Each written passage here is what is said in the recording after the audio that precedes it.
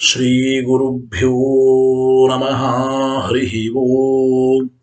ಶ್ರಿಯಪ್ಪತ್ತೇ ನಿತ್ಯ ಗಣಿತ ಗುಣಮಾಣಿಕ್ಯ ವಿಶದ ಪ್ರಭಾಜಾಲೋಲ್ಲಾಸೋಪಹತ ಸಕಲಾಬಧ್ಯ ತಮಸೆ ಜಗಜ್ಜನ್ಮಸ್ಥೇಮ ಪ್ರಲಯ ರಚನಾಶೀಲ ವಪುಷೇ ನಮೋ ಶೇಷಾಂನಾಯ ಸ್ಮೃತಿಹೃದಯದೀಪ್ತಾಯ ಹರಯೇ ಯೇನ ಪ್ರಾದುರಭಾವೆ ಭೂಮಿವಲಯೇ ವ್ಯಸ್ತಾರಿ ಗೋಸಂತತಿ ಪ್ರಬೋಧಿಶ್ರುತಿಪಂಕಜಂ ಕರುಣಯಾ ಪ್ರಾಕಾಶೀತತ್ವಂ ಪರಂ ಧ್ವಾಂತಂ ಧ್ವಂಸಮನಾಯಿ ಸಾಧುನಿಕರಶ್ಚಾಕಾರಿ ಸನ್ಮಾರ್ಗಗಃ ತೇನೋ ವ್ಯಾಸದಿವಾಕರೇಣ ಸತತಂ ಮಾತ್ಯಾಜಿ ಮೇ ಮಾನಸಂ ವ್ಯಾಪ್ತಿರ್ಯಸ್ಯ ನಿಜೇ ನಿಜೇನ ಮಹಸಾ ಪಕ್ಷೇ ಸಪಕ್ಷೇ ಸ್ಥಿತಿಃ ವ್ಯಾವೃತ್ತಿಶ್ಚ ವಿಪಕ್ಷತೋತ ವಿಷಯೇ ಸತ್ತಿರ್ನ ವೈಬಾಧಿತೆ ನೈವಾಸ್ತಿ प्रतिपक्षयुक्तिरतुलं शुद्धं प्रमाणं समे भूयात्तत्त्वविनिर्णयाय भगवानानन्दतीर्थो मुनिः भवति यदनुभावादेडमूकोऽपि वाग्मी जडमतिरपि जन्तुर्जायते प्राज्ञमौलिः सकलवचनचेतो देवता भारती स मम वचसि निधत्तं सन्निधिं मानसे च रमानिवासोचितवासभूमि सन्न्याय रत्नावलि जन्मभूमि वैराग्य भाग्यो मम पद्मनाभतीर्थामृताब्धिर्भवताद्विभूत्यै पदवाक्य प्रमाणज्ञान प्रतिवादि मदच्छिदः श्रीमदक्षोभ्यतीर्थाख्यानुपतिष्ठे गुरून्मम श्रीमदानन्दतीर्थार्य सन्मनः सरसी भुवि अनुव्याख्याननलिने चञ्चरी कतिमे मनः न शब्दाब्दौ गाढाः न च निगमचर्चासु चतुराः न च न्याये प्रौढाः न च विदितवेद्या अपि वयं परं श्रीमत्पूर्णप्रमति गुरुकारुण्यसरणिं प्रपन्नामन्यास्मः किमपि च वदन्तोऽपि महताम् भगवता बादरायणेन प्राणिनां निःश्रेयसाय प्रणीतमपि ब्रह्ममीमांसाशास्त्रम् असाधु निबन्धान्धतमसा अवकुण्ठितत्वेन अप्रणीतमिव मन्यमानः भगवान् आनन्दतीर्थमुनिः यथाचार्याभिप्रायम् अस्य भाष्यं विधाय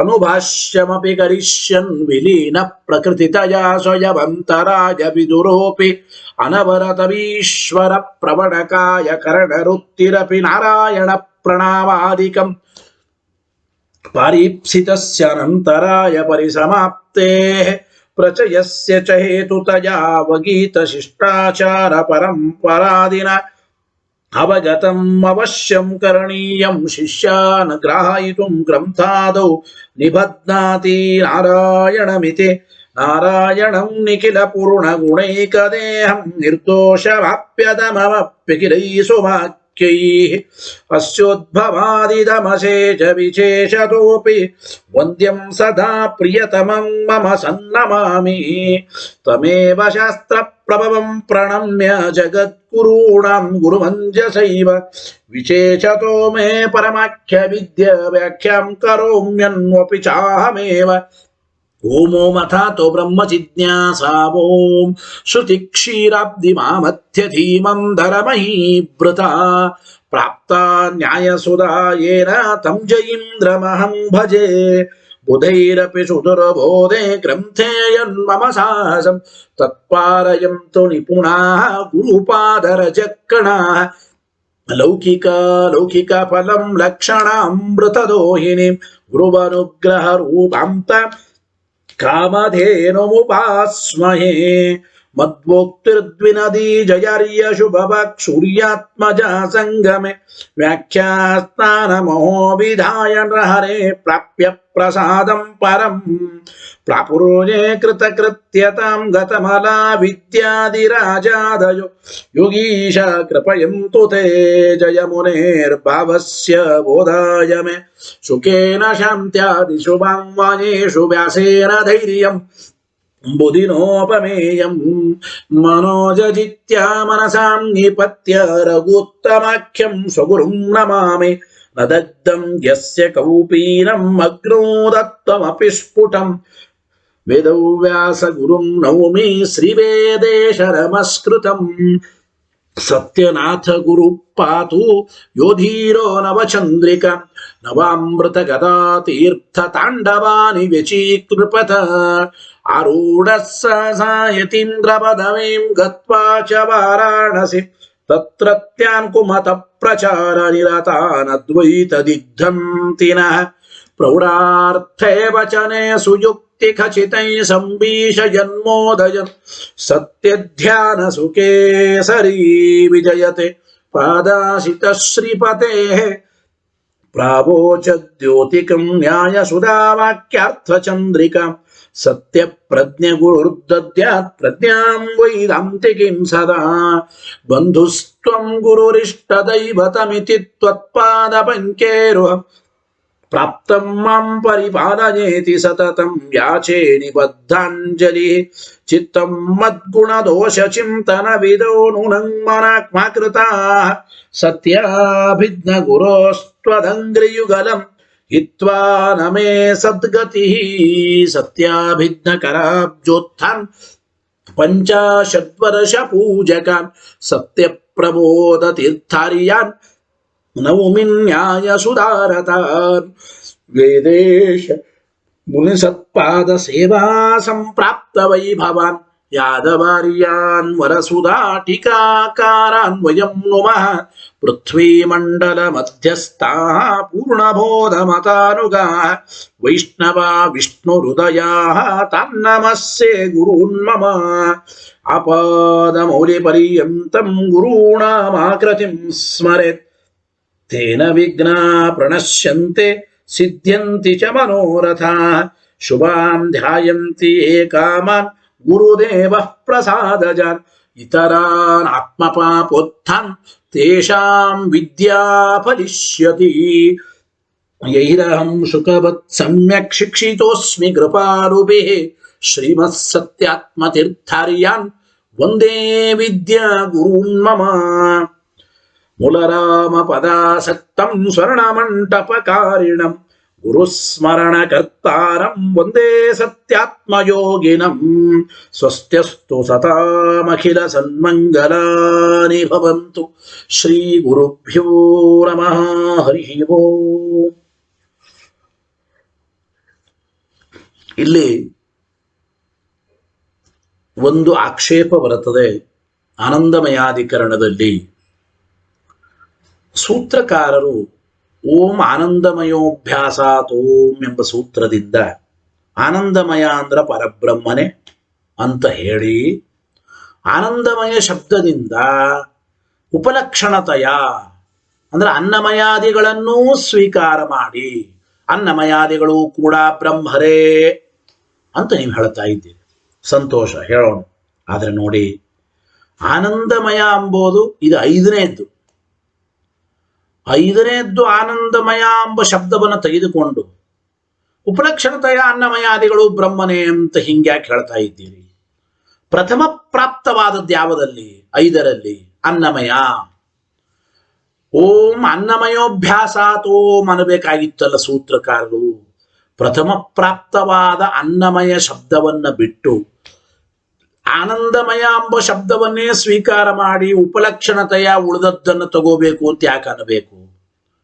ಅನ್ನಮಯ ಶಬ್ದವನ್ನ ಇಟ್ಟು ಓಂ ಅನ್ನಮಯೋಭ್ಯಾಸಾತ್ ಅಂತ ಹೇಳಿ ಅನ್ನಮಯ ಶಬ್ದದಿಂದ ಉಳಿದದ್ದನ್ನ ಪ್ರಾಣಮಯ, ಮನೋಮಯ, ವಿಜ್ಞಾನಮಯ, ಆನಂದಮಯ ಈ ಶಬ್ದಗಳನ್ನು ಉಪಲಕ್ಷಣತೆಯ ಸ್ವೀಕಾರ ಮಾಡಿ ಅಂತ ಹೀಗೆ ಹೇಳ್ಬೋದಲ್ಲ. ಆನಂದಮಯ ಎಂಬುದನ್ನೇ ಯಾಕೆ ಮೊದಲಿಗೆ ಹೇಳಿದರು? 5ನೇದಾದ ಆನಂದಮಯವನ್ನ ಮೊದಲಿಗೆ ಯಾಕೆ ಹೇಳಿದರು? ಪ್ರಥಮ ಪ್ರಾಪ್ತವಾದ ಅನ್ನಮಯ ಎಂಬ ಶಬ್ದವನ್ನು ಬಿಟ್ಟು ಐದನೇದಾದ ಆನಂದಮಯ ಎಂಬುದನ್ನು ಮೊದಲಿಗೆ ಯಾಕೆ ಹೇಳಿದ್ರು ಅಂತ ಒಂದು ಪ್ರಶ್ನೆ. ಅದಕ್ಕೆ ಉತ್ತರವನ್ನು ಕೊಡ್ತಾರೆ ಆಚಾರ್ಯರು ಅನುವ್ಯಾಖ್ಯಾನದಲ್ಲಿ. ಇನ್ನೊಂದು ಮಾತಾಡ್ತಾ ಇದ್ದಾರೋ ಅಂದ್ರೆ ಅಭಿಪ್ರಾಯ ನೋಡಿ, ಅನ್ನಮಯಾದಿಗಳನ್ನ ಬಿಟ್ಟು ಆನಂದಮಯ ಎಂಬೋ ಒಂದು ಶಬ್ದವನ್ನು ಸಮನ್ವಯ ಮಾಡ್ತಾ ಇದ್ದಾರೆ ಅಂದ್ರೆ ಸೂತ್ರಕಾರರಿಗೆ ಆನಂದಮಯ ಶಬ್ದದ ಸಮನ್ವಯ ಮಾತ್ರ ಉದ್ದೇಶ ಇದೆ, ಉಳಿದ ಅನ್ನಮಯಾದಿ ಶಬ್ದಗಳ ಸಮನ್ವಯ ಮಾಡುವ ಉದ್ದೇಶ ಇಲ್ಲ ಅಂತೂ ಆಗುತ್ತದೆ. ಗೊತ್ತಾಯಿತೋ ಇಲ್ಲ? ಆನಂದಮಯ ಎಂಬ ಒಂದೇ ಶಬ್ದ ಹೇಳೋದರಿಂದ ಅದು ಒಂದನ್ನು ಮಾತ್ರ ಸಮನ್ವಯ ಮಾಡೋ ಉದ್ದೇಶ ಇದೆ, ಅನ್ನಮಯಾದಿಗಳನ್ನು ಸಮನ್ವಯ ಮಾಡೋ ಉದ್ದೇಶ ಇಲ್ಲ ಅಂತ ಆಗುತ್ತದಲ್ಲ ಅಂತ ಪ್ರಶ್ನೆ ಬಂದರೆ ಅದಕ್ಕೆ ಆಚಾರ್ಯರು ಉತ್ತರ ಹೇಳಿದ್ದಾರೆ. ಸುಧಾವಾಕ್ಯ ನೋಡಿ, ಯದ್ಯತ್ರ ಉಪಲಕ್ಷಣಂ ಅಭಿಪ್ರೇತಂ ಸ್ಯಾತ್ ತದಾ ಪ್ರಥಮ ಪ್ರಾಪ್ತತ್ವಾತ್ ಅನ್ನಮಯ ಶಬ್ದಮೇವ ಉಪಾದದ್ಯಾತ್. ಯದ್ಯತ್ರ ಅಂದ್ರೆ ಯದಿ ಒಂದು ವೇಳೆ, ಅತ್ರ ಇಲ್ಲಿ ಅಂದ್ರೆ ಉಪಲಕ್ಷಣವನ್ನೇ ಮಾಡಬೇಕು, ಒಂದು ಶಬ್ದದಿಂದ ಉಪಲಕ್ಷಣತೆಯ ಬೇರೆ ಶಬ್ದಗಳನ್ನು ಸ್ವೀಕಾರ ಮಾಡಬೇಕು ಅಂತ ಸೂತ್ರಕಾರರಿಗೆ ಅಭಿಪ್ರಾಯ ಇದೆ ಅಂತ ಅಂಬೋದಾದ್ರೆ ಯದ್ಯತ್ರ ಉಪಲಕ್ಷಣಂ ಅಭಿಪ್ರೇತಂ ಸ್ಯಾತ್ ತದಾ ಪ್ರಥಮ ಪ್ರಾಪ್ತತ್ವ. ಈ ಐದರಲ್ಲಿ ಮೊದಲಿಗೆ ಬಂದದ್ದು ಯಾವುದು? ಅನ್ನಮಯ ಪ್ರಕರಣ, ಪ್ರಥಮ ಪ್ರಾಪ್ತತ್ವ. ಅನ್ನಮಯ ಶಬ್ದಮೇವ ಉಪಾದದ್ಯಾತ್, ಅನ್ನಮಯ ಎಂಬ ಶಬ್ದವನ್ನೇ ಸೂತ್ರಕಾರರು ಹೇಳಬಹುದಾಗಿತ್ತಲ್ಲ. ಹಾಗಾದ್ರೆ ಆನಂದಮಯ ಶಬ್ದಂತೂ ಉಪಾದದತ್ ಸೂತ್ರಕಾರ, ಆದರೆ ಇಲ್ಲಿ ಸೂತ್ರಕಾರರು ಓಂ ಆನಂದಮಯೋಭ್ಯಾಸಾತು, ಆನಂದಮಯ ಎಂಬ ಶಬ್ದವನ್ನೇ ಮೊದಲಿಗೆ ಸ್ವೀಕಾರ ಮಾಡಿದ್ದಾರೆ. ಆದ್ದರಿಂದ ತನ್ಮಾತ್ರ ವಿವಕ್ಷಾಂ ಸೂಚಯತಿ, ಆದ್ದರಿಂದ ಆನಂದಮಯ ಶಬ್ದ ಎಂಬುದನ್ನು ಮಾತ್ರ, ಅದು ಒಂದು ಶಬ್ದವನ್ನು ಮಾತ್ರ ಬ್ರಹ್ಮನಲ್ಲಿ ಸಮನ್ವಯ ಮಾಡುವ ಉದ್ದೇಶ ಉಳ್ಳವರಾಗಿದ್ದಾರೆ ಸೂತ್ರಕಾರರು. ಅನ್ನಮಯಾದಿ ಶಬ್ದಗಳ ಸಮನ್ವಯ ಬೇಕಾಗಿಲ್ಲ, ಉಪಲಕ್ಷಣತೆಯ ಸ್ವೀಕಾರ ಮಾಡುವ ಅವಶ್ಯಕತೆ ಇಲ್ಲ ಅಂತ ಹೀಗೆ ಪ್ರಶ್ನೆ ಬಂದರೆ ಇತ್ಯತಃ ಆಹಾ ಆನಂದಮಯೇತಿ, ಹೀಗೆ ಪ್ರಶ್ನೆ ಬಂದರೆ ಆಚಾರ್ಯರು ಉತ್ತರ ಕೊಟ್ಟಿದ್ದಾರೆ. ಅನುವ್ಯಾಖ್ಯಾನ ಶ್ಲೋಕ ಹೇಳಿ ಅರ್ಥ ತಿಳಿಯೋಣ. ಆನಂದಮಯ ರೂಪೇತೋ ಬ್ರಹ್ಮಣ ಪುಚ್ಛತೋಕ್ತಿತಃ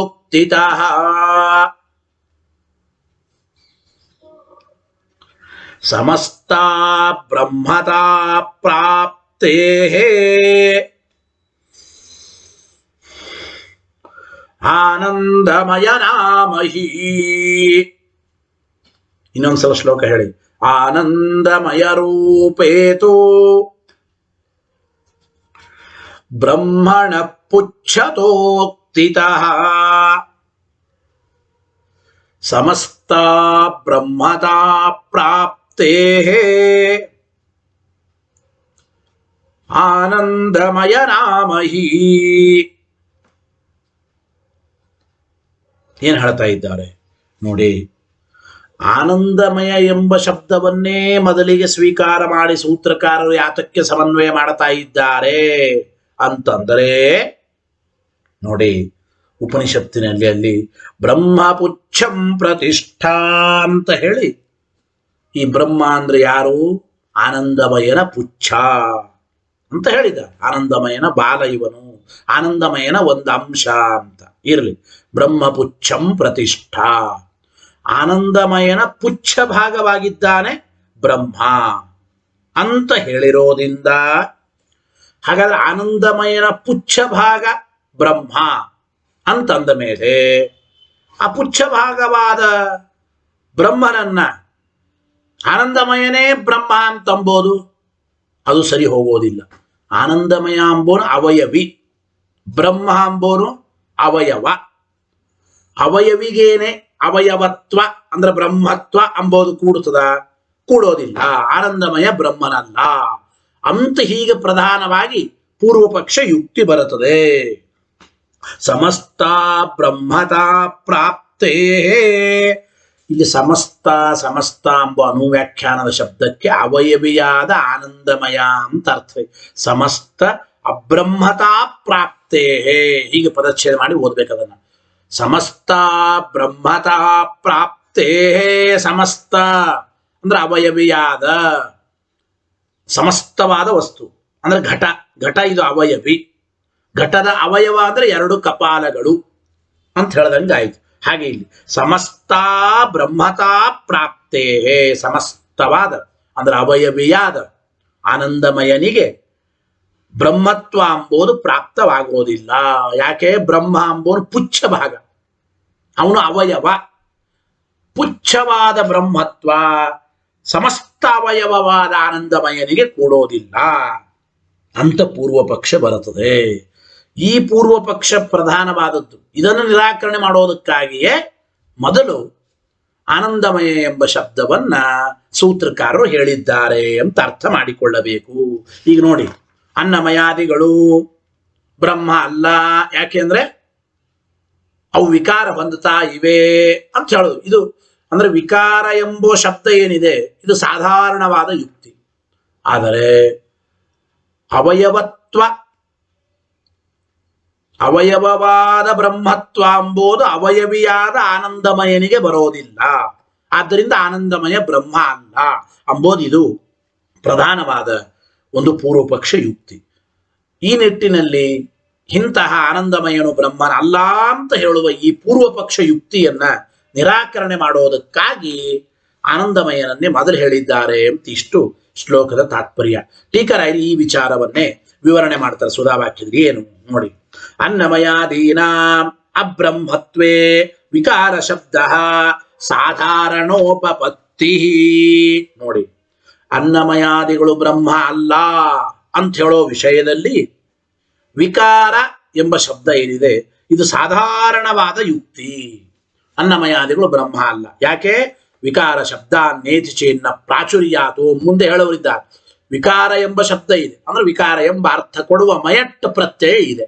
ಅನ್ನಮಯ, ಪ್ರಾಣಮಯ, ಮನೋಮಯ, ಈ ರೀತಿ ವಿಕಾರಾರ್ಥಕವಾದ ಮಯಟ್ ಪ್ರತ್ಯಯ ಇರೋದರಿಂದ ಅನ್ನಮಯಾದಿಗಳು ಬ್ರಹ್ಮ ಅಲ್ಲ ಅಂತ ಹೇಳ್ಬೋದು. ಅದು ಸಾಧಾರಣವಾದ ಯುಕ್ತಿ.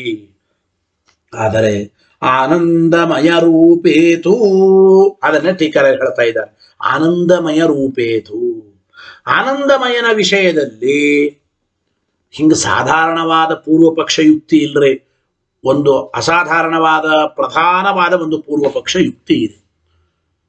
ಆನಂದಮಯ ರೂಪೇತು ಏನು ಅಂದ್ರೆ ಬ್ರಹ್ಮವಿದಾಪ್ನೋತಿ ಪರಂ, ಬ್ರಹ್ಮನನ್ನು ತಿಳಿದವನು, ಬ್ರಹ್ಮಜ್ಞಾನಿಯಾದವನು ಮಾತ್ರ ಆ ಪರಬ್ರಹ್ಮನನ್ನು ಹೊಂದುತ್ತಾನೆ ಅಂತ ಹೇಳಿದ್ದಾರೆ. ಬ್ರಹ್ಮಜ್ಞಾನಿಯಾದವನು ಬ್ರಹ್ಮನನ್ನ ಹೊಂದುತ್ತಾನೆ ಅಂತ ಹೇಳಿದ್ದಾರೆ. ಇಂತಹ ವಾಕ್ಯದಲ್ಲಿ ಅಂದ್ರೆ ಬ್ರಹ್ಮವಿದಾಪ್ನೋತಿ ಪರಂ ಎಂಬ ವಾಕ್ಯದಲ್ಲಿ ಹೇಳಲ್ಪಟ್ಟ ಈ ಬ್ರಹ್ಮ ಏನಿದ್ದಾನೆ, ಈ ಬ್ರಹ್ಮ ಯಾರು ಅಂದ್ರೆ ಬ್ರಹ್ಮ ಪುಚ್ಛಂ ಪ್ರತಿಷ್ಠ, ಆನಂದಮಯನ ಪುಚ್ಛ ಅಂತ ಹೇಳಿದ್ದಾರೆ. ಬ್ರಹ್ಮವಿದಾಪ್ನೋತಿ ಪರಂ ಇತ್ಯುಕ್ತಸ್ಯ ಬ್ರಹ್ಮಣಃ, ಬ್ರಹ್ಮವಿದಾಪ್ನೋತಿ ಪರಂ ಎಂಬ ವಾಕ್ಯದಲ್ಲಿ ಹೇಳಲ್ಪಟ್ಟ ಈ ಬ್ರಹ್ಮನಿಗೆ ಬ್ರಹ್ಮಪುಚ್ಛಂ ಪ್ರತಿಷ್ಠಾ ಅಂತ ಇತಿ ಪುಚ್ಛತ್ವ ಉಕ್ತ್ಯ, ಆನಂದಮಯನ ಪುಚ್ಛ, ಆನಂದಮಯನ ಪುಚ್ಛನಾಗಿದ್ದಾನೆ ಈ ಒಂದು ಬ್ರಹ್ಮ ಅಂತ ಹೇಳಿದ್ದರಿಂದ, ಹಾಗಾದ್ರೆ ಪುಚ್ಛನಾದ ಬ್ರಹ್ಮ ಸಮಸ್ತ ಅವಯವಿಯಾದ ಆನಂದಮಯ ಅಂತಾಗೋದು ಎಷ್ಟು ಸರಿ ಆಗೋದಿಲ್ಲ. ಆನಂದಮಯ ಅಂಬೋನ ಸಮಸ್ತ ಅವಯವಿ, ಅವಯವಿಯಾದ ಆನಂದಮಯನು ಪುಚ್ಛಭಾಗನಾದ ಬ್ರಹ್ಮ ಆಗಲಿಕ್ಕೆ ಸಾಧ್ಯ ಇಲ್ಲ. ಆದ್ದರಿಂದ ಬ್ರಹ್ಮ ಆದ್ರೂ ಪುಚ್ಛನಾಗಿದ್ದಾನೆ, ಆನಂದಮಯನ ಪುಚ್ಛ ಇತಿ ಪುಚ್ಛತ್ವ ಉಕ್ತ್ಯ ಸಮಸ್ತಸ್ಯ ಅವಯವಿನಃ. ನೋಡಿ, ಸಮಸ್ತ ಬ್ರಹ್ಮತಾ ಪ್ರಾಪ್ತೇ, ಶ್ಲೋಕದಲ್ಲಿರುವ ಸಮಸ್ತ ಎಂಬ ಶಬ್ದಕ್ಕೆ ಸಮಸ್ತಸ್ಯ ಅಂದ್ರೆ ಟೀಕರ ಅರ್ಥ ಬರೋದ್ರಲ್ಲಿ ಅವಯವಿನಃ ಅಂತ, ಸಮಸ್ತವಾದ ಅವಯವಿಯಾದ ಆನಂದಮಯಸ್ಯ, ಆನಂದ ಬ್ರಹ್ಮನೇ ಆನಂದಮಯನಿಗೆ ಅಬ್ರಹ್ಮತ್ವ ಪ್ರಾಪ್ತಿ, ಸರ್ವಥಾ ಬ್ರಹ್ಮತ್ವ ಬರೋದಿಲ್ಲ ಅಂತ ಅಭಿಪ್ರಾಯ. ಸರ್ವಥಾ ಬ್ರಹ್ಮತ್ವ ಬರೋದಿಲ್ಲ. ಯಾಕೆ? ಅವಯವಿಯಾದ ಆನಂದಮಯ ಪುಚ್ಛನಾದ ಬ್ರಹ್ಮ ಆಗಲಿಕ್ಕೆ ಸಾಧ್ಯ ಇಲ್ಲ.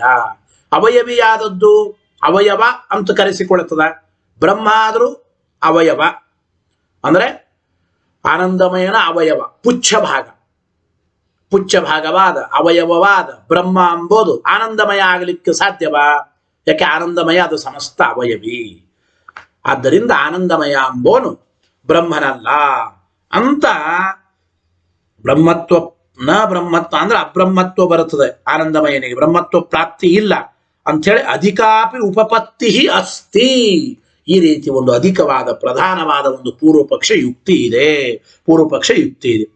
ಅದರಿಂದ ಇತ್ಯತಃ ಈ ಒಂದು ಕಾರಣದಿಂದ ಅತ್ರ ಅವಹಿತೈ ಭವಿತವ್ಯಂ ಇತಿ ಜ್ಞಾಪಯಿತು.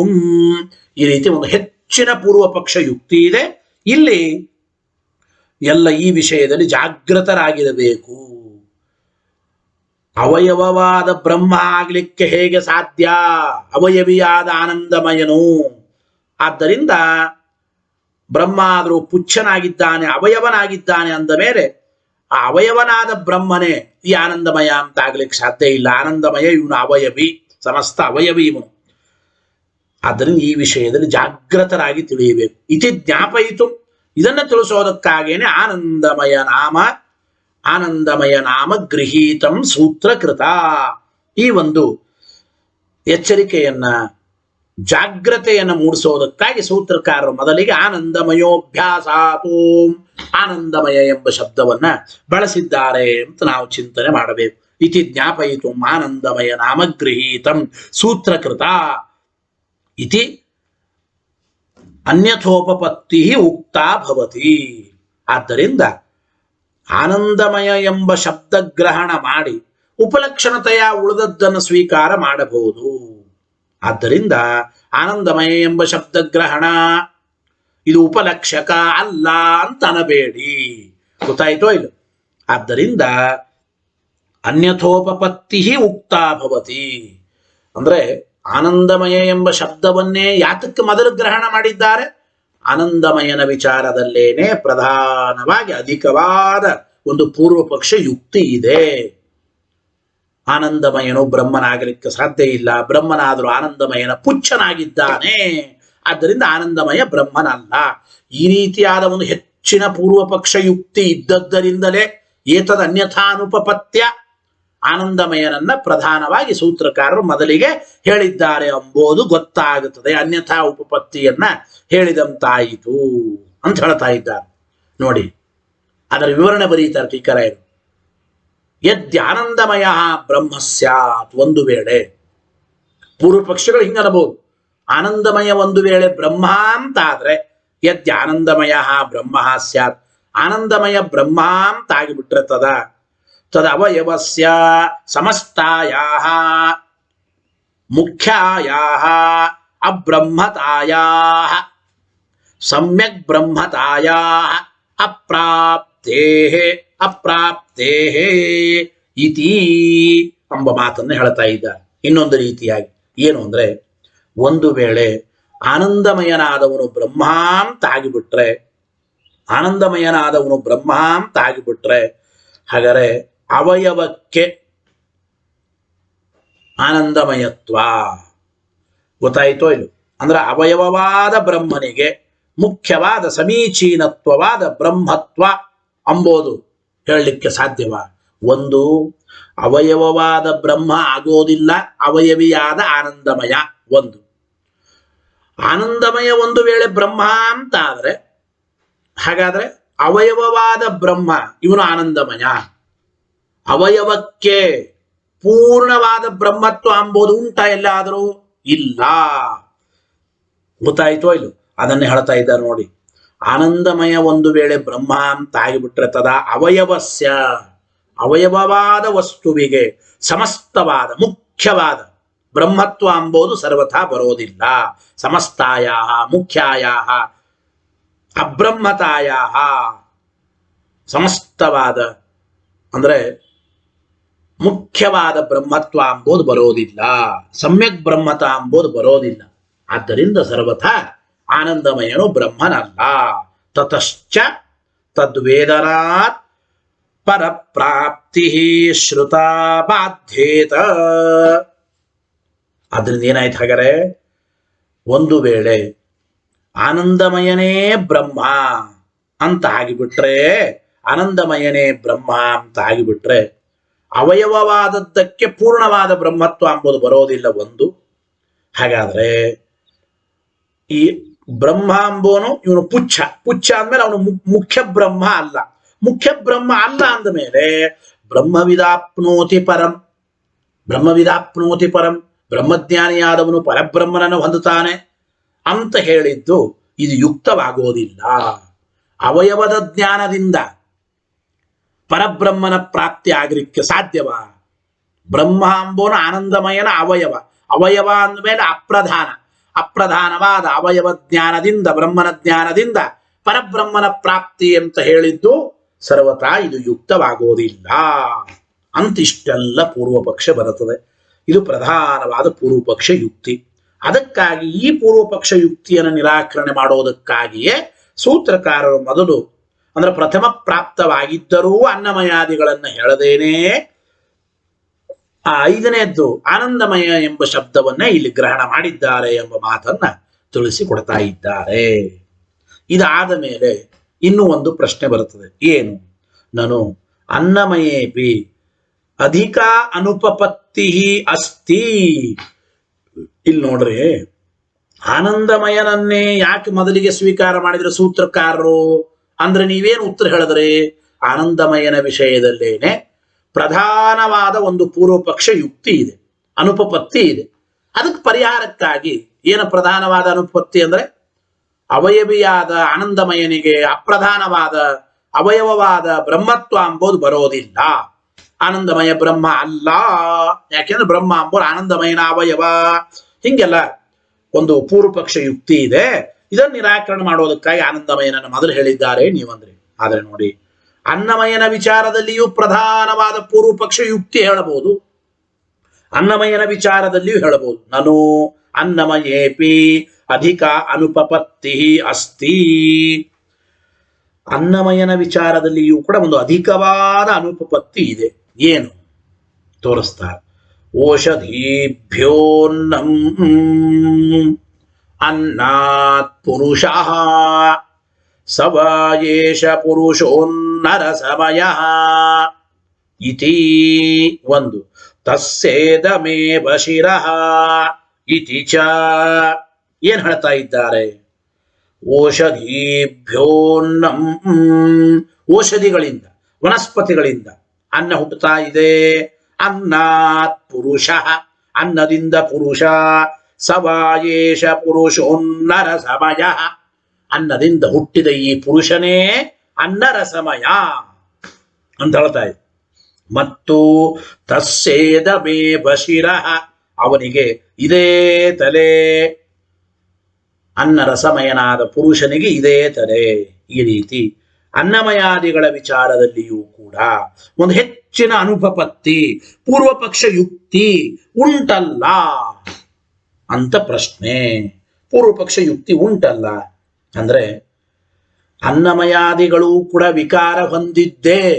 ಅನ್ನಮಯಾದಿಗಳು ವಿಕಾರ ಉಳ್ಳದ್ದು ಅಂದಮೇಲೆ ಅನ್ನಮಯಾದಿಗಳು ಸರ್ವತಾ ಬ್ರಹ್ಮ ಅಲ್ಲ ಅಂತ ಪೂರ್ವ ಪಕ್ಷ ಬರುತ್ತದೆ. ಈ ಪೂರ್ವ ಪಕ್ಷ ನಿರಾಕರಣೆ ಮಾಡೋದಕ್ಕಾಗಿ ಅನ್ನಮಯಾದಿಗಳನ್ನೇ ಮೊದಲಿಗೆ ಹೇಳಬೇಕಾಗಿತ್ತಲ್ಲ. ಆನಂದಮಯನನ್ನೇ ಮೊದಲಿಗೆ ಯಾಕೆ ಹೇಳಿದರಿ? ಆನಂದಮಯನ ವಿಚಾರದಲ್ಲಿ ಮಾತ್ರ ಪೂರ್ವ ಪಕ್ಷ ಯುಕ್ತಿ ಏನೂ ಇಲ್ಲ. ಅನ್ನಮಯಾದಿಗಳ ವಿಚಾರದಲ್ಲಿಯೂ ಈ ಪೂರ್ವ ಪಕ್ಷ ಯುಕ್ತಿ ಅಂಬೋದಿದೆ.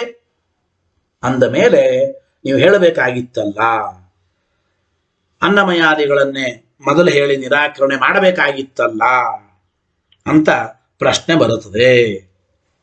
ಅದಕ್ಕೆ ಹೇಳ್ತಾ ಇದ್ದಾರೆ ನೋಡಿ, ಮೈವಂ ಟೀಕರೆ ಅಂದ್ರು ಮಾಯೇವಂ, ಹೀಗೆ ಆಕ್ಷೇಪ ಮಾಡಬೇಡಿ. ಯಾಕೆಂದ್ರೆ ಅಸ್ಯಾಪಿ ವಿಕಾರ ಉಪಪಾದಕತ್ವೇನ ತದಂತರ್ಭಾವಾತ್ ಟೀಕರೆ ಹೇಳ್ತಾ ಇದ್ದಾರೆ. ಏನಪ್ಪಾ ಅಂದ್ರೆ ನೋಡಿ, ಈ ವರ್ಣನೆ ಅನ್ನಮಯಾದಿಗಳು ಕೂಡ ಒಂದೊಂದರ ವಿಕಾರ, ಔಷಧಿಗಳ ವಿಕಾರ ಅನ್ನ, ಅನ್ನದ ವಿಕಾರ ಪುರುಷ ಅಂತೆಲ್ಲ ಹೇಳ್ತಾ ಇದ್ದೀರಿ ನಿಜ. ಈ ವರ್ಣನೆ ವಿಕಾರವನ್ನೇ ಉಪಪಾದನ ಮಾಡ್ತಾ ಇದೆ, ವಿಕಾರ ಅಂಬೋದನ್ನೇ ಉಪಪಾದನ ಮಾಡ್ತಾ ಇದೆ. ಆದ್ದರಿಂದ ವಿಕಾರ ಎಂಬ ಶಬ್ದದ ವಿಚಾರವನ್ನು ನಾವು ಆಕ್ಷೇಪ ಮಾಡಿಕೊಂಡು ಮುಂದೆ ಉತ್ತರ ಹೇಳಿದ್ದೇವೆ. ಓಂ ವಿಕಾರ ಶಬ್ದಾನ್ನೇತಿ ಚೇನ್ನ ಪ್ರಾಚುರ್ಯಾತು ಅಂತ ನಾವು ಮುಂದೆ ಹೇಳ್ತಾ ಇದ್ದೇವೆ. ಆದ್ದರಿಂದ ಆ ಮುಂದಿನ ಸೂತ್ರದಲ್ಲಿ ಈ ವಿಚಾರ ಕೂಡುತ್ತದೆ. ಗೊತ್ತಾಯಿತೋ ಇಲ್ಲ?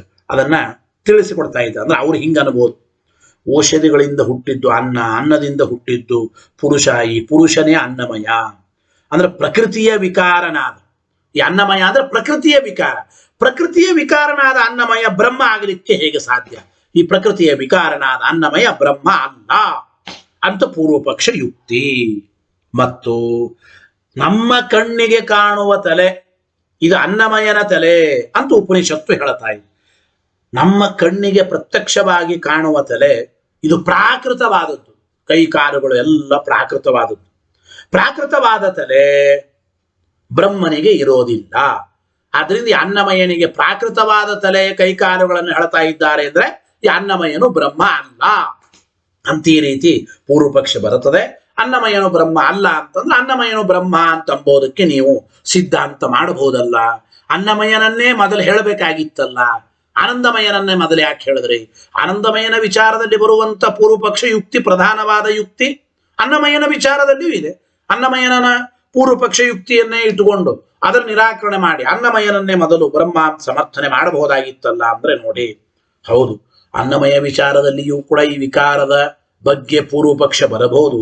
ಆದರೆ ವಿಕಾರ ಉಪಪಾದಕತ್ವೇನ ತದಂತರ್ಭಾವ ಎಂಬ ಮಾತನ್ನು ಹೇಳ್ತಾ ಇದ್ದ. ಈ ಅನ್ನಮಯನು ಅಂದ್ರೆ ಅನ್ನದ ವಿಕಾರ ಅಂತೆಲ್ಲ ಹೇಳಿದ್ದೇನು ವರ್ಣನೆ ಇದೆ. ಇದು ವಿಕಾರ ಶಬ್ದಾನ್ನೇತಿ ಚೇನ್ನ ಪ್ರಾಚುರ್ಯಾತ್ ಅಂತ ಮುಂದೆ ನಾವು ಆಕ್ಷೇಪ ಮಾಡಿಕೊಂಡು ನಿರಾಕರಣೆ ಮಾಡೋರಿದ್ದೇವೆ. ಅದರಲ್ಲಿ ಈ ಯುಕ್ತಿ ಸೇರುತ್ತದೆ ಎಂಬ ಮಾತನ್ನು ಹೇಳ್ತಾ ಈ ಯುಕ್ತಿ ಸೇರುತ್ತದೆ ಎಂಬ.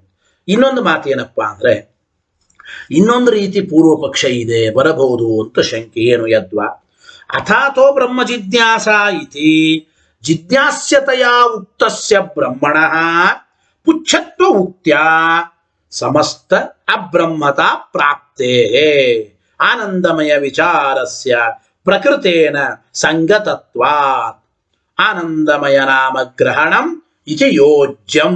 ಇನ್ನೊಂದು ಮಾತು, ಆನಂದಮಯನನ್ನೇ ಮೊದಲು ಯಾಕೆ ಗ್ರಹಣ ಮಾಡಿದ್ದೇವೆ ಅಂತಂದ್ರೆ ನೋಡಿ, ಪ್ರಥಮ ಸೂತ್ರದಲ್ಲಿ ಬ್ರಹ್ಮ ಜಿಜ್ಞಾಸ ಮಾಡಬೇಕು ಅಂತ ಹೇಳಿದ್ರು. ಓಂ ಓಂ ಅಥಾತೋ ಬ್ರಹ್ಮ ಜಿಜ್ಞಾಸ, ಓಂ ಬ್ರಹ್ಮ ಜಿಜ್ಞಾಸ ಮಾಡಬೇಕು ಅಂತ ಹೇಳಿದ್ರು. ಈ ಬ್ರಹ್ಮ ಅಂದ್ರೆ ಯಾರು? ಬ್ರಹ್ಮ ಪುಚ್ಛಂ ಪ್ರತಿಷ್ಠ, ಆನಂದಮಯನ ಪುಚ್ಛ ಅಂತ ಹೇಳಿದ್ರು. ಹಾಗಾದ್ರೆ ಬ್ರಹ್ಮ ಎಂಬೋನು ಆನಂದಮಯ ಪುಚ್ಛ ಅಂತಾದ ಮೇಲೆ ಬ್ರಹ್ಮ ಇವನು ಪೂರ್ಣನಾಗಲಿಲ್ಲ. ಬ್ರಹ್ಮನ ಜಿಜ್ಞಾಸ ಮಾಡಬೇಕು ಅಂತ ಹೇಳಿದ್ರೆ, ಆದ್ರೆ ಜಿಜ್ಞಾಸ್ಯನಾದ ಬ್ರಹ್ಮನಿಗೆ ಪೂರ್ಣತ್ವ ಇಲ್ಲ. ಅವನು ಒಂದು ಅವಯವ, ಆನಂದಮಯನ ಅವಯವ, ಆನಂದಮಯನ ಪುಚ್ಛ. ಆನಂದಮಯನ ಅವಯವ ಪುಚ್ಛ ಅಂತಾದ ಮೇಲೆ ಈ ಬ್ರಹ್ಮ ಪೂರ್ಣನಾಗಲಾರ ಅಂದ ಮೇಲೆ ಅಪೂರ್ಣನಾದ ಬ್ರಹ್ಮನ ಜಿಜ್ಞಾಸ ಅಂಬೋದು ಹೇಗೆ ಕೂಡುತ್ತದೆ? ಅಪೂರ್ಣವಾದ ಬ್ರಹ್ಮನ ಜಿಜ್ಞಾಸ ಹೇಗೆ ಕೂಡುತ್ತದೆ? ಈ ಬ್ರಹ್ಮ ಆದರೂ ಆನಂದಮಯನ ಪುಚ್ಛ, ಅಪೂರ್ಣ ಆದ ಅಂದ ಮೇಲೆ ಬ್ರಹ್ಮನ ಜಿಜ್ಞಾಸ ಹೇಗೆ ಕೂಡುತ್ತದೆ ಅಂತ ಹೇಳಿ ಈ ರೀತಿ ಆನಂದಮಯನ ವಿಚಾರದಲ್ಲೇ ಮತ್ತೆ ಇನ್ನೊಂದು ರೀತಿಯ ಪೂರ್ವ ಪಕ್ಷ ಬರೋದರಿಂದ ಈ ಆನಂದಮಯನ ವಿಚಾರವನ್ನೇ ಇಲ್ಲಿ ಮೊದಲಿಗೆ ನಾವು ಮಾಡಿದ್ದೇವೆ. ಈ ಪೂರ್ವ ಪಕ್ಷವನ್ನು ನಿರಾಕರಣೆ ಮಾಡುವುದಕ್ಕಾಗಿ ಆನಂದಮಯನ ವಿಚಾರವೇ ಪ್ರಕೃತದಲ್ಲಿ ಸಂಗತವಾಗಿದೆ. ಆದ್ದರಿಂದ ಸೂತ್ರಕಾರ ಆನಂದಮಯ ಎಂಬ ನಾಮವನ್ನೇ ಗ್ರಹಣ ಮಾಡಿದ್ದಾರೆ. ಓಂ ಆನಂದಮಯೋಭ್ಯಾಸಾತ್ ಓಂ ಅಂತ ಹೇಳಿ ವಾಕ್ಯ ನೋಡಿ.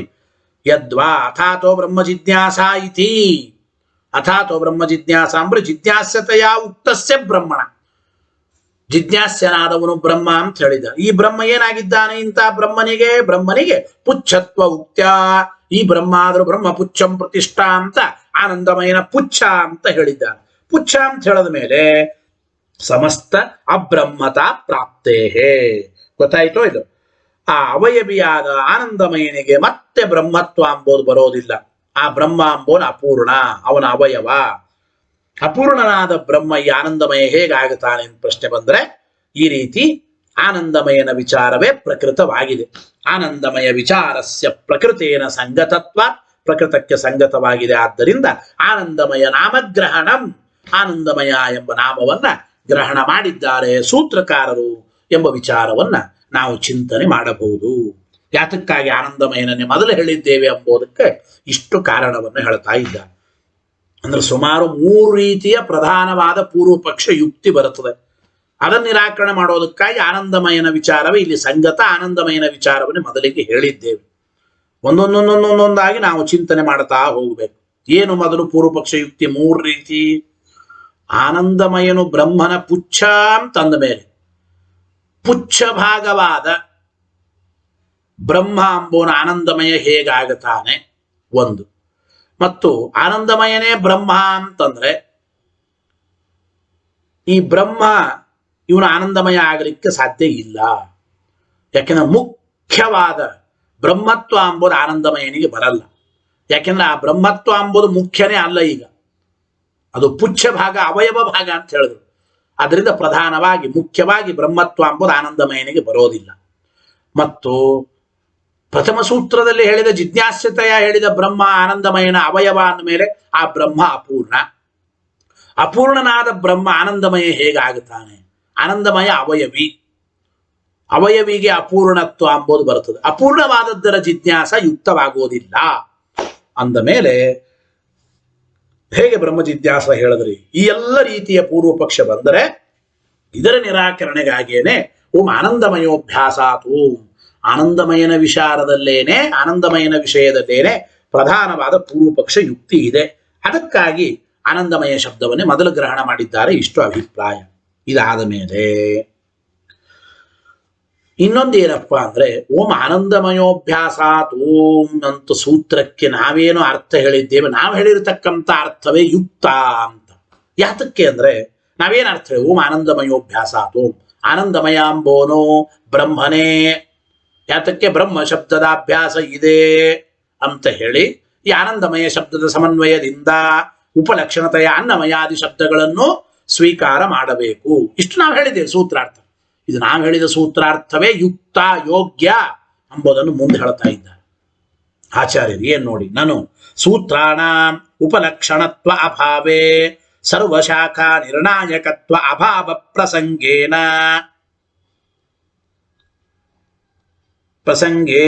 ತು ಉಪಲಕ್ಷಣತ್ವಂ.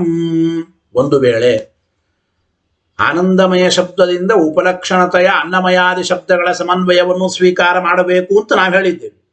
ಈ ಒಂದು ಉಪಲಕ್ಷಣತ್ವ ಎಂಬುದು ಸ್ವೀಕಾರ ಮಾಡದೆ ಹೋದರೆ, ಆನಂದಮಯ ಶಬ್ದಕ್ಕೆ ಉಪಲಕ್ಷಣ ಮಾಡದೆ ಹೋದರೆ ಸೂತ್ರದ ಲಕ್ಷಣ ಸರ್ವಶಾಖಾ ನಿರ್ಣಾಯಕತ್ವ ಎಂಬುದೇನಿದೆ ಅದು ಭಂಗವಾಗುತ್ತದೆ ಅಂತ ಹೇಳಿದ್ದೇವೆ. ಅಂದ್ರೆ ಒಂದು ಶಬ್ದದ ಸಮನ್ವಯದಿಂದ ಸಮಾನ ನ್ಯಾಯವಾಗಿದೆ, ಸಮಾನ ನ್ಯಾಯ ಉಳ್ಳ ಉಳಿದ ಶಬ್ದಗಳ ಸಮನ್ವಯವನ್ನು ತಿಳಿದುಕೊಳ್ಳಬೇಕು ಅಂತ ಸೂತ್ರಕ್ಕೆ ವಿಶ್ವತೋಮುಖತ್ವ ಏನು ಹೇಳಿದ್ದೇವೆ, ಸರ್ವಶಾಖಾ ನಿರ್ಣಾಯಕತ್ವ ಏನು ಹೇಳಿದ್ದೇವೆ, ಇದು ಭಂಗವಾಗುತ್ತದೆ. ಸರ್ವಶಾಖಾ ನಿರ್ಣಾಯಕತ್ವ ಸೂತ್ರಕ್ಕೆ ಬರೋದಿಲ್ಲ, ಸರ್ವಶಾಖಾ ನಿರ್ಣಾಯಕತ್ವ ಸೂತ್ರಕ್ಕೆ ಬರೋದಿಲ್ಲ.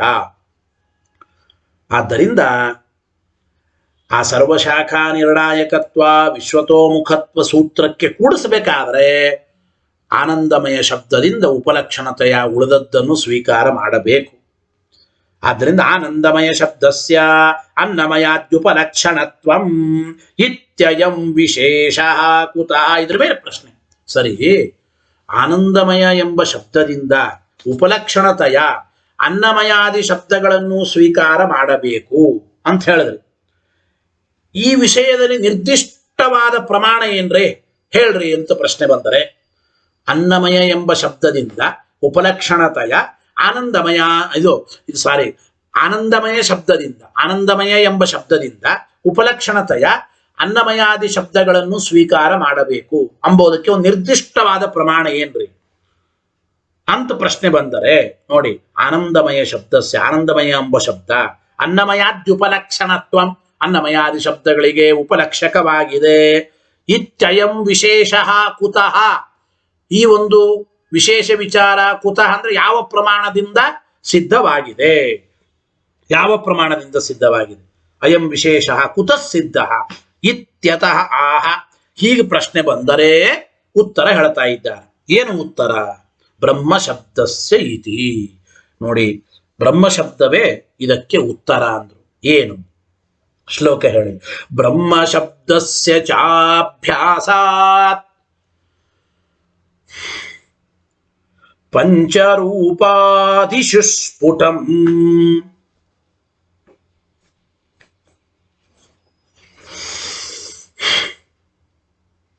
ಬ್ರಹ್ಮ ಶಬ್ದಸ್ಯ ಚಾಭ್ಯಾಸಾತ್ ಪಂಚರೂಪಾದಿಷು ಸ್ಫುಟಂ. ಏನ್ ಹೇಳ್ತಾ ಇದ್ದಾರೆ? ಆ ಅನ್ನಮಯಾದಿ 5 ರೂಪಗಳಲ್ಲಿಯೂ ಕೂಡ ಬ್ರಹ್ಮ ಶಬ್ದದ ಅಭ್ಯಾಸ ಇದೆ. ಪುನಃ ಪುನಃ ಬ್ರಹ್ಮ ಶಬ್ದವನ್ನ ಹೇಳಿದ್ದಾರೆ. ಆದ್ದರಿಂದ ಅನ್ನಮಯಾದಿಗಳು 5ಗಳು ಕೂಡ ಬ್ರಹ್ಮವೇ ಎಂಬುದು ಸ್ಪಷ್ಟ. ಪಂಚರೂಪಾದಿಷು ಅನ್ನಮಯ, ಪ್ರಾಣಮಯ, ಮನೋಮಯ, ವಿಜ್ಞಾನಮಯ, ಆನಂದಮಯ ಈ 5 ರೂಪಗಳಲ್ಲಿಯೂ ಕೂಡ ಸ್ಫುಟಂ ಬ್ರಹ್ಮ ಶಬ್ದಸ್ಯ ಚ ಅಭ್ಯಾಸ, ಸ್ಪಷ್ಟವಾಗಿ 5 ಕಡೆಗೂ ಬ್ರಹ್ಮ ಶಬ್ದದ ಅಭ್ಯಾಸ ಇದೆ.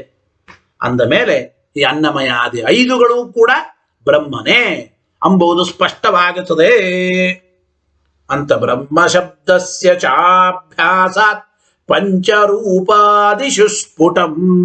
ಆಚಾರ್ಯರು ಉತ್ತರ ಕೊಡ್ತಾರೆ. ಅದಕ್ಕೆ ಆ ಸೂತ್ರದಲ್ಲೇ ಹೇತು ಹೇಳಿದರು, ಕಾರಣ ಹೇಳಿದರು. ಆನಂದಮಯಾದಿಗಳು ಅಥವಾ ಅನ್ನಮಯಾದಿಗಳು ಯಾಕೆ ಬ್ರಹ್ಮ ಅಂತ ತಿಳಿಯಬೇಕು ಅಂದ್ರೆ ಅಭ್ಯಾಸ, ಬ್ರಹ್ಮ ಶಬ್ದದ ಅಭ್ಯಾಸ ಇದೆ. ಪುನಃ ಪುನಃ ಬ್ರಹ್ಮ ಶಬ್ದವನ್ನು ಹೇಳಿದ 5 ಪ್ರಕರಣಗಳಲ್ಲಿಯೂ ಕೂಡ ನೋಡಿ. ಆನಂದಮಯಸ್ಯ ಬ್ರಹ್ಮತ್ವೇ, ಆನಂದಮಯ ಬ್ರಹ್ಮ. ಆನಂದಮಯ ಯಾಕೆ ಬ್ರಹ್ಮ ಅಂತಂದ್ರೆ ಹೇತು, ಕಾರಣ ಹೇಳಿದ್ದಾರೆ. ಏನು? ಬ್ರಹ್ಮ ಶಬ್ದಾಭ್ಯಾಸ ಅಭಿಹಿತ ಹೇತುತ್ವೇನ ಬ್ರಹ್ಮ ಶಬ್ದ ಅಭ್ಯಾಸ ಅಭಿಹಿತ. ಆನಂದಮಯನು ಬ್ರಹ್ಮ ಅಂತಂದಾಗ ಯಾತಕ್ಕೆ ಅಂತ ಪ್ರಶ್ನೆ ಬಂದಾಗ ಆನಂದಮಯ ಬ್ರಹ್ಮ ಯಾತಕ್ಕೆ, ಹೇತು ಏನು?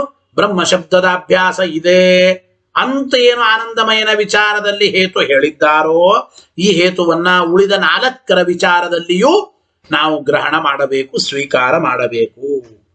ನೋಡಿ, ಆನಂದಮಯಸ್ಯ ಬ್ರಹ್ಮತ್ವೇಹಿ, ಆನಂದಮಯ ಬ್ರಹ್ಮ ಎಂಬ ವಿಷಯದಲ್ಲಿ ಏನು ಹೇತುತ್ವೇನ ಬ್ರಹ್ಮ ಶಬ್ದ ಅಭ್ಯಾಸ ಅಭಿಹಿತ, ಕಾರಣವಾಗಿ ಹೇತುವಾಗಿ ಬ್ರಹ್ಮ ಶಬ್ದಾಭ್ಯಾಸ ಅಂತೇನು ಹೇತು ಹೇಳಿದ್ದಾರೆ.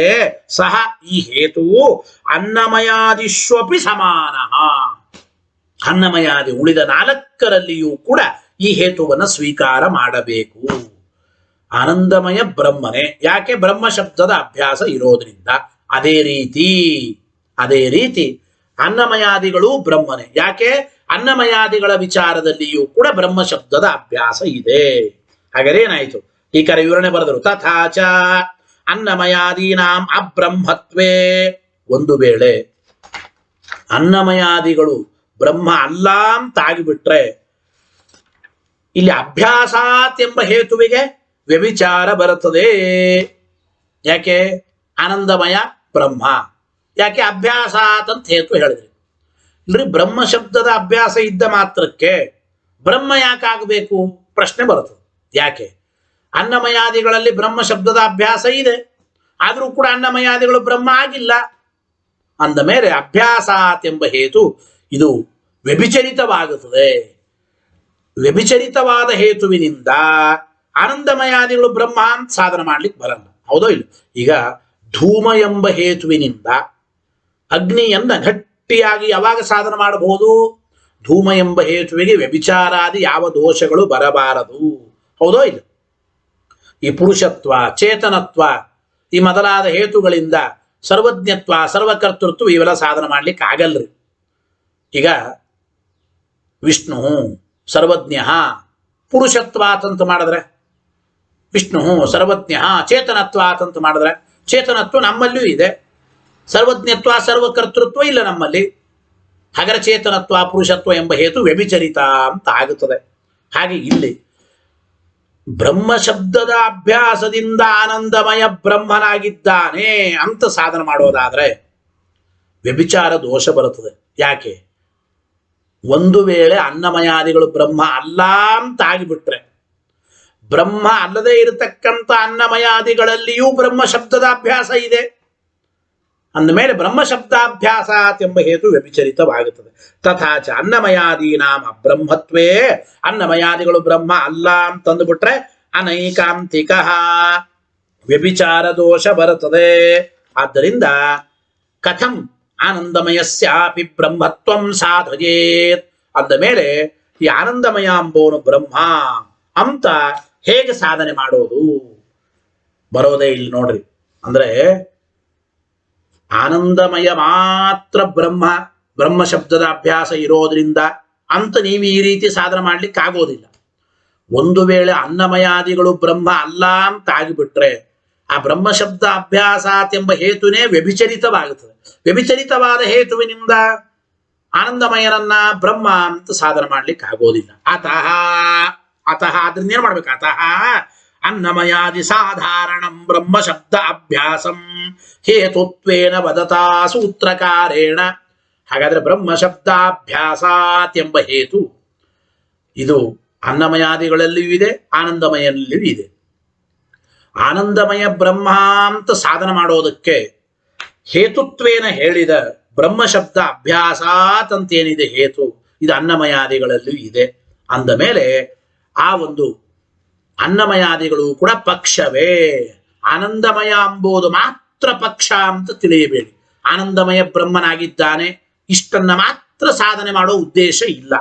ಬ್ರಹ್ಮ ಶಬ್ದ ಅಭ್ಯಾಸಾತ್ ಅಂತ ಹೇತು ಸೂತ್ರಕಾರರು ಮಾಡಿದ್ದಾರೆ ಅಂದ ಮೇಲೆ ಆನಂದಮಯ ಬ್ರಹ್ಮ ಅಂತ ಸಾಧನೆ ಮಾಡುವ ಉದ್ದೇಶ ಹೇಗಿದೆಯೋ, ಅಂದ್ರೆ ಆನಂದಮಯ ಎಂಬುದು ಹೇಗೆ ಪಕ್ಷವಾಗಿದೆಯೋ ಅದೇ ಕಾರಣದಿಂದ ಅನ್ನಮಯಾದಿಗಳು ಪಕ್ಷದಲ್ಲೇ ಸೇರಿಸಿಕೊಳ್ಬೇಕು.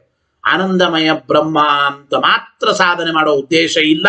ಐದುಗಳು ಅನ್ನಮಯ, ಪ್ರಾಣಮಯ, ಮನೋಮಯ, ವಿದ್ಯಾನಮಯ, ಆನಂದಮಯ, ಐದುಗಳು ಕೂಡ ಬ್ರಹ್ಮ ಅಂತ ಸಾಧನೆ ಮಾಡೋ ಉದ್ದೇಶವೇ ಇದೆ.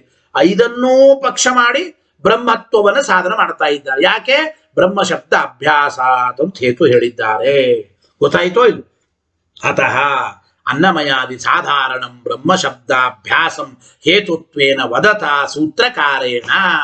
ಅನ್ನಮಯಾದಿಗಳು ಐದುಗಳು ಕೂಡ ಬ್ರಹ್ಮನೇ ಅಂತ ಸಾಧನೆ ಮಾಡೋದಕ್ಕೆ ಹೇತುವಾಗಿ ಹೇಳಿದ ಬ್ರಹ್ಮ ಶಬ್ದ ಅಭ್ಯಾಸ ಎಂಬ ಹೇತು ಸೂತ್ರಕಾರ ಏನು ಹೇಳಿದ್ದಾರೆ. ಇದರಿಂದ ಏನು ಗೊತ್ತಾಗುತ್ತದೆ? ತೇಷಾಮಪಿ ಪಕ್ಷತ್ವಂ ಅಂಗೀಕೃತಂ ಇತಿ ಜ್ಞಾಯತೆ. ಅನ್ನಮಯಾದಿಗಳು ಕೂಡ ಬ್ರಹ್ಮನೇ, ಅನ್ನಮಯಾದಿಗಳು ಪಕ್ಷದಲ್ಲೇ ಸೇರ್ತವೆ ಅಂಬೋದೇ ಸೂತ್ರಕಾರರಿಗೆ ಅಭಿಪ್ರೇತ ಎಂಬುದು ನಮಗೆ ಗೊತ್ತಾಗುತ್ತದೆ ಅಂತ ಅಭಿಪ್ರಾಯ. ಜೊತೆಗೆ ನೋಡಿ, ಶಬ್ದೇನ ಅಸ್ಮಿನ್ನಸ್ಯ ಚ ತದ್ಯೋಗಂ ಶಾಸ್ತಿ ಇತ್ಯಾದಿ ಹೇತೂನಾಮಪಿ ಸಾಧಾರಣ್ಯಂ ಸೂಚಯತಿ ಎಂಬ ಮಾತನ್ನ ಹೇಳ್ತಾ ಇದ್ದಾರೆ. ಗೊತ್ತಾಯ್ತೋ ಇಲ್ಲ? ಸಾಧಾರಣ್ಯಂ ಸೂಚಯತಿ. ಈಗ ಅನುವ್ಯಾಖ್ಯಾನದಲ್ಲಿ ಚ ಎಂಬ ಶಬ್ದವನ್ನ ಇಟ್ಟಿದ್ದಾರೆ. ಬ್ರಹ್ಮ ಶಬ್ದಸ್ಯ ಚಾಭ್ಯಾಸಾತ್ ಪಂಚರೂಪಾದಿಷು ಸ್ಫುಟಂ. ಚ ಶಬ್ದ ಇದೆ. ಅನುವ್ಯಾಖ್ಯಾನದಲ್ಲಿರುವ ಚ ಶಬ್ದದಿಂದ ಏನು ಸೂಚನೆ ಮಾಡ್ತಾ ಇದ್ದಾರೆ ಆಚಾರ್ಯರು ಅಂತಂದ್ರೆ, ಅಸ್ಮಿನ್ನಸ್ಯ ಚ ತದ್ಯೋಗಂ ಶಾಸ್ತಿ ಅಂತೇನು ಮುಂದಿನ ಸೂತ್ರಗಳಲ್ಲಿ ಹೇತು ಹೇಳ್ತಾ ಇದ್ದಾರೆ. ಅಂದರೆ ವಸ್ತುತಃ ಅಸ್ಮಿನ್ನಸ್ಯ ಚ ತದ್ಯೋಗಂ ಶಾಸ್ತಿ ಇಲ್ಲಿ ಹೇಳಿಲ್ಲ. ಅಸ್ಮಿನ್ನಸ್ಯ ಚ ತದ್ಯೋಗಂ ಶಾಸ್ತಿ ಮುಂದೆ ಒಂದು ಸೂತ್ರ ಬರುತ್ತದೆ. ಆಮೇಲೆ ಮಾಂತ್ರವರ್ಣಿಕಮೇವ ಚ ಗೀಯತೆ ಓಂ, ಎಲ್ಲ ಹೇತುಗಳು ಹೇಳಿದ್ದಾರೆ. ಎಲ್ಲ ಹೇತುಗಳನ್ನು ಹೇಳಬೇಕಾಗಿತ್ತು. ಮುಂದೆ ಹೇಳುವ ಈ ಹೇತುಗಳು ಕೂಡ ಸಾಧಾರಣವೇ. ಬ್ರಹ್ಮ ಶಬ್ದಾಭ್ಯಾಸಾತ್ ಎಂಬ ಹೇತು ಹೇಗೆ ಐದು ಕಡೆಗೂ ಬರುವ ಹೇತುವಾಗಿದೆಯೋ ಹಾಗೆ ಅಸ್ಮಿನ್ನಸ್ಯ ಚ ತದ್ಯೋಗಂ ಶಾಸ್ತಿ ಮಾಂತ್ರವರ್ಣಿಕಮೇವ ಚ ಗೀಯತೆ ಓಂ ಎಂಬುವ ಮುಂದಿನ ಸೂತ್ರಗಳಲ್ಲಿ ಹೇಳಿರತಕ್ಕಂಥ ಹೇತುಗಳು ಕೂಡ ಅನ್ನಮಯಾದಿ ಐದುಗಳಲ್ಲಿಯೂ ಬರುವ ಸಾಧಾರಣವಾದ ಹೇತುವೇ ಎಂಬುದನ್ನು ಸೂಚನೆ ಮಾಡ್ತಾ ಇದ್ದಾರೆ. ಆದ್ದರಿಂದ ಆದಿಗ್ರಹಣ ಆನಂದಾದೀನಾಂಚ ಗ್ರಹಣಂ, ಆದಿ ಶಬ್ದ ಬೇರೆ ಇದೆ. ಪಂಚರೂಪಾದಿಷು ಸ್ಫುಟಂ, ಆದಿ ಎಂಬ ಶಬ್ದ ಇರೋದ್ರಿಂದ ಆನಂದಾದಿಗಳನ್ನು ಕೂಡ ನಾವು ಗ್ರಹಣ ಮಾಡಬೇಕು ಅಂತ ಹೇಳಿದಂತಾಯಿತು ಎಂಬ ಮಾತ. ಅಂದ್ರೆ ಪಂಚರೂಪಾದಿಷು ಆದಿ ಶಬ್ದ ಇದೆ. ಆದಿ ಶಬ್ದದಿಂದ ಆ ಶ್ರುತಿಯಲ್ಲಿ ಹೇಳಿರತಕ್ಕಂತಹ ಆನಂದ ಮೊದಲಾದ ಗುಣಗಳನ್ನು ಕೂಡ ಗ್ರಹಣ ಮಾಡಬೇಕು. ಆನಂದಮಯ ಎಂಬ ಬ್ರಹ್ಮ ಮಾತ್ರ ಆನಂದ ರೂಪ ಅಂತ ಅರ್ಥ ಅಲ್ಲ. ಅನ್ನಮಯಾದಿ ಬ್ರಹ್ಮಗಳು ಕೂಡ ಆನಂದ ರೂಪವೇ ಅಂತ ನಾವು ಚಿಂತನೆ ಮಾಡಬೇಕು. ಆದ್ದರಿಂದ ಬ್ರಹ್ಮ ಶಬ್ದಾಭ್ಯಾಸಾತ್ ಎಂಬ ಹೇತು ಇದು ಸರ್ವಥಾ ವ್ಯಭಿಚರಿತವಾದದ್ದಲ್ಲ. ತಸ್ಮಾತ್ ಉಕ್ತ ಏವ ಸೂತ್ರಾರ್ಥ ಇತಿ. ಆದ್ರಿಂದ ನಾವು ಹೇಳಿರತಕ್ಕಂಥ ಸೂತ್ರಾರ್ಥವೇ ಯುಕ್ತ. ಓಂ ಆನಂದಮಯೋಭ್ಯಾಸಾತ್, ಓಂ ಆನಂದಮಯನಾದವನು ಬ್ರಹ್ಮನ. ಯಾಕೆ? ಬ್ರಹ್ಮ ಶಬ್ದದ ಅಭ್ಯಾಸ ಇದೆ. ಇದೇ ರೀತಿ ಬ್ರಹ್ಮ ಶಬ್ದದ ಅಭ್ಯಾಸ ಅನ್ನಮಯಾದಿಗಳಲ್ಲಿಯೂ ಇರೋದ್ರಿಂದ ಅನ್ನಮಯಾದಿಗಳು ಕೂಡ ಬ್ರಹ್ಮವೇ ಅಂತ ನಾವೇನು ಈ ರೀತಿ ಸೂತ್ರ ಹೇಳಿದ್ದೇವೆ. ಅಂದ್ರೆ ಆನಂದಮಯ ಶಬ್ದದಿಂದ ಉಪಲಕ್ಷಣತೆಯ ಅನ್ನಮಯಾದಿಗಳನ್ನು ಕೂಡ ಪಕ್ಷತ್ವೇನ ಸ್ವೀಕಾರ ಮಾಡಬೇಕು ಅಂತ ಏನು ಹೇಳಿದ್ದೇವೆ, ನಾವು ಹೇಳಿರತಕ್ಕಂಥದ್ದೇ ಅತ್ಯಂತ ಯುಕ್ತ ಎಂಬ ಮಾತನ್ನ ಇಲ್ಲಿ ತಿಳಿಸಿಕೊಡ್ತಾ ಇದ್ದಾರೆ. ಮುಂದಿನ ನಾಳಿನ ಪಾಠದಲ್ಲಿ ಈ ಆನಂದಮಯ ಎಂಬೋನು ಬ್ರಹ್ಮ ಹೇಗೆ ಆಗುತ್ತಾನೆ, ಆನಂದಮಯ ಎಂಬೋನು ಬ್ರಹ್ಮ ಆಗಲಿಕ್ಕೆ ಹೇಗೆ ಸಾಧ್ಯ, ಬ್ರಹ್ಮ ಅಂದ್ರೆ ಆನಂದಮಯನ ಪುಚ್ಛ, ಅವಯವವಾದ ಬ್ರಹ್ಮ ಅವಯವಿಯಾದ ಆನಂದಮಯನೂ ಆಗಲಿಕ್ಕೆ ಹೇಗೆ ಸಾಧ್ಯ ಪ್ರಶ್ನೆ ಬರ್ತದೆ. ಆ ಪ್ರಶ್ನೆಗೆ ಉತ್ತರವನ್ನ ಮುಂದಿನ ನಾಳಿನ ಪಾಠದಲ್ಲಿ ನೋಡೋಣ ಅಂತ ಹೇಳ್ತಾ, ಹರಯೇ ನಮಃ. ಶ್ರೀಕೃಷ್ಣಾರ್ಪಣಮಸ್ತು. ಅನೇನ ಭಾವಿಯತ್ ಪುಣ್ಯಂ ತದಾಪ್ನೋತು ಗುರುರ್ಮಮ. ಮಧ್ವೇಶಾರ್ಪಣಮಸ್ತು.